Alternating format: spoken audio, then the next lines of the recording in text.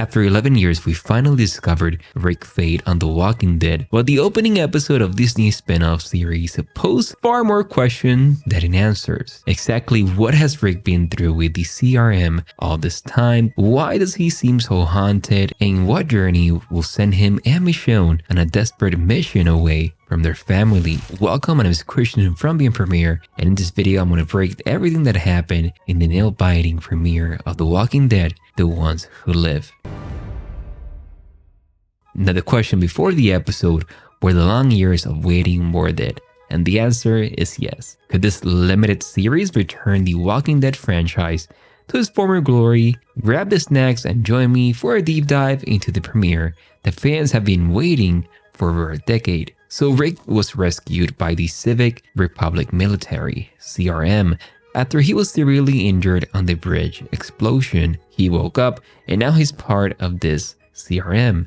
CRM is a powerful military force that protects a hidden city of hundreds of thousands of survivors. However, the city follows strict rules and no one is allowed to leave. Rick has spent 6 years working for the CRM. During those 6 years, Rick tried to escape and get back to his family 4 times, but was unable to, even cutting his own hand. Now this is when we meet a CRM lieutenant named Donald Okafor, who took an interest in Rick and protected him, wanting Rick to join his secret program to change the CRM from within. So while 6 years have passed in the outside world, Rick has been trapped working for the CRM all this time, while continuing to try to find a way to escape. In this episode, Rick faced his death during a mission, or he wanted to, in order to finally get away from the CRM and resume his search for his family. But yes, 6 years has passed and Rick has now been surviving, but forced to work for the CRM as he repeatedly tries and fails to escape. In episode 1, he actually wanted to try to kill himself, but if this happened, he was not able to meet Michonne at the end. So hey,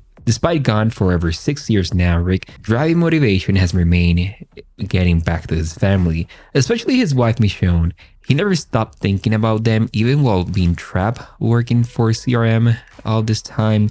The glimpse of the life and community he lost has fueled his repeated but unsuccessful escape attempts over the years. His family represents his hope for the future. They give him something meaningful to fight in the brutal apocalyptic world. Obviously, the CRM city offers security and stability, and Rick rejects becoming part of the authoritarian system.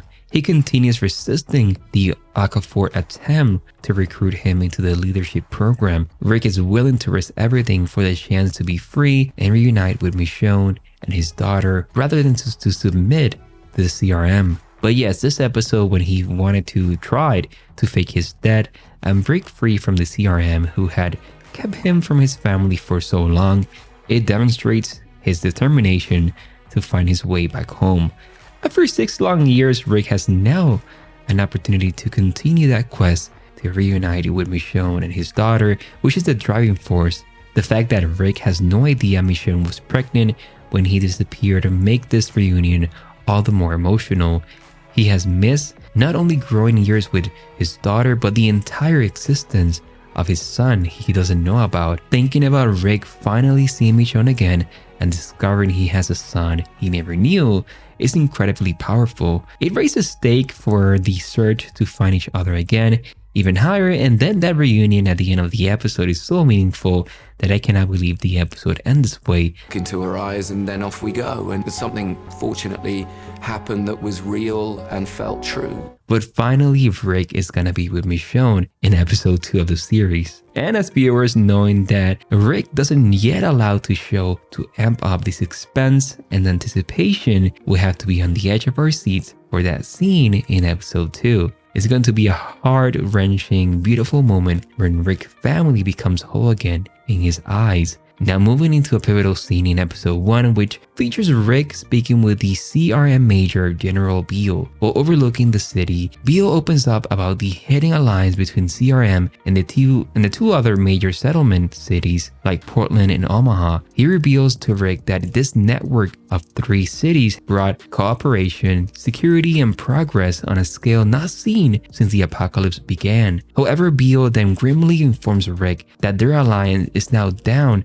to 2, Omaha has fallen with no survivors. Beale goes on to argue with Rick about the importance of secrecy and isolation for allowing civilizations like theirs to survive and thrive in this world. He says that for secrecy, seeing the fall of Omaha as proof that any exposure or contact with other groups that out there can provide and be fatally dangerous. This belief is that only through total autonomy and secrecy can the CRM city and their alliance with Portland endure in the long run. This worldview presents the ideological conflict between Beale and the reformers like Lieutenant Okafor, who wants to see the CRM evolve into something more open rather than forever isolated. This is something that is going to be set up in this season now that Michonne and Rick are going to be back together again, knowing that the CRM is going to be a major player in this series, and now knowing that,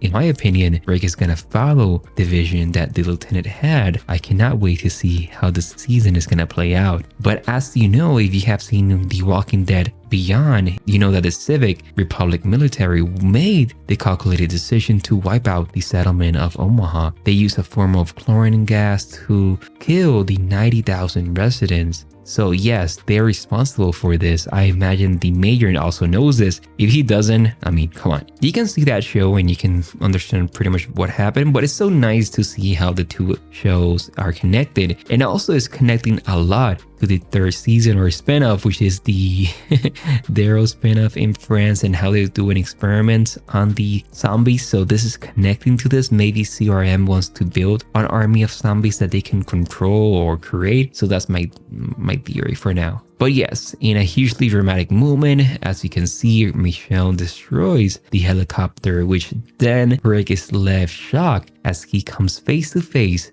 with the wife he never thought he will see again. After years apart, believing one another dead, their reunion could not come at a more critical time. With Okafor's scheme revealed and the CRM chopper destroyed, Rick and Michonne may now finally have an opportunity to escape and finally be together. Obviously, the episode leaves on an immense cliffhanger with so many unanswered questions. And what will they do now? This long-awaited reunion scene sets the stage for an intense confrontation with the CRM. Now, throughout the episode, we get a dream sequence. We'll pretty much understand more about the psychology of Rick.